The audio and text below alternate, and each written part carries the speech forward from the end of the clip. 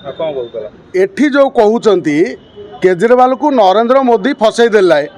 Narendra Modi Hitler शासन चलई। अच्छा बर्तमान एक कथा कहूँ किए ना कांग्रेस कहूँ आउ जो माने एठी जो कम्युनिस्ट विचारधारा लोक माने जहाँ को सेकुलरवादी केजरीवाल जहाँ को बहुत भल लगती से माने कहते जो माने कांग्रेस समर्थन था। अच्छा मते कहले जितेबले केजरीवाल जेल गले सबू राहुल गांधी सभारे कौन कहते दिल्ली निर्वाचन समय केजरीवाल मद चोरी कर मद स्काम केजरीवाल अच्छी तांकर जो मुखपात्र कांग्रेस खोलम खोला कहते केजरीवाल ए मद कारबार रे सामिल अच्छा मनीष सिसोदिया ठू आरंभ कर एमाने होउचंती दोषी आ चोर। केजरीवाल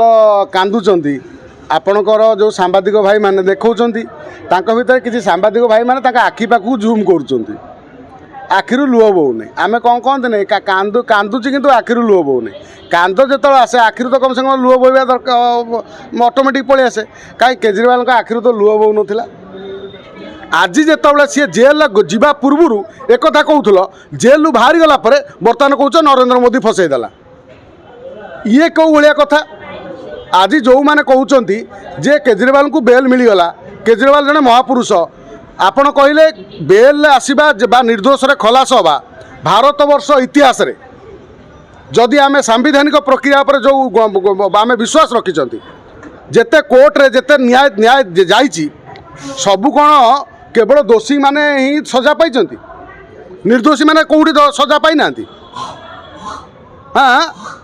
जो माने दोषी से निर्दोष खलास ही ना भारत इतिहास रे जिते कोर्ट अच्छी सुप्रीम कोर्ट टू आरंभ कर सबू राज्य कोर्ट जिला कोर्ट पर्यंत जोठी आमे देखी चलचित्र मानक भिलियन माने केमती साजिश करिकी भल लोक को चोर कर दियंती आउ किछि लोक माने जो माने मर्डर करथांती से माने निर्दोष खलास होती आम चलचित्र देखी नाटक माध्यम ना नहीं। तेणु आज जो माने केजरीवाल मुँह माने कांदुचंती बाहर गणमाध्यम से माने केजरीवाल को कहते चोर बोली किंतु आज से माने कहते जे मोदी फसईदेला। अरे मोदी कौटी आइला तमें तो इंडिया अलायंस रहीच आज आसला केजरीवाल आसला सीधा सीधी कहते अमित शाह आउ नरेंद्र मोदी फसई देइचंती सी तो बीजेपी कहले तुम कांग्रेस को छाड़ी कि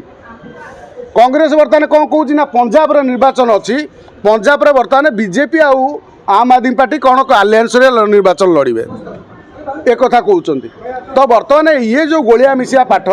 राजनीति में सबू संभव बोली जानी था। केजरीवाल यदि निर्दोष ताल से बर्तमान दिल्ली कोर्ट रु जमीन पाई निर्दोष खला सुप्रीम कोर्ट तो बर्तमान सीबीआई जाइए तथ्य प्रमाण अभाव अनेक डकायत अनेक क्रिमिनाल अनेक मर्डरर खसी जाइए आउ जेतले केजरीवाल 10 वर्ष धरी मुख्यमंत्री थिले दिल्ली भली भारतर राजधानी दिल्ली तांकर कौन लोक नथिबे ना तांकर पैसा नहीं जे संपूर्ण भाव निर्दोषी कहीदबा ये हूँ गोटे आउ केजरीवाल जति एते केजरीवाल पाई कांग्रेस समर्थन करुला ताले कांग्रेस आउ आम आदमी पार्टी मिसिक दिल्ली निर्वाचन लड़िले नहीं। रेखा गुप्ता बर्तमान कहीं मुख्यमंत्री तमें हेतु लड़िल नहीं कहीं ये कौट ना कौटी ये राजनीति ये माने सबू किसी करिपारंती राजनीति एक कथा शोभा पाए वास्तव में जोतबले कौन घटना घटे बा कौन स्काम हुए सेतबले प्रमाण जेपर्यंत न होइछि आज जेतबले गोटे जिला कोर्ट राय दिए तापर गोटे राज्य कोर्ट को आसे तापर मध्य सुप्रीम कोर्ट को कथा जाए बर्तमान सुप्रीम कोर्ट को जाइछि मान्यवर सुप्रीम कोर्ट को तेणु ये सीबीआई जाइए कौन तथ्य प्रमाण दब केजरीवाल कौन कहले जदि मु निर्दोष रे खलास माने जदि मु जेल न जाए तमें जानबो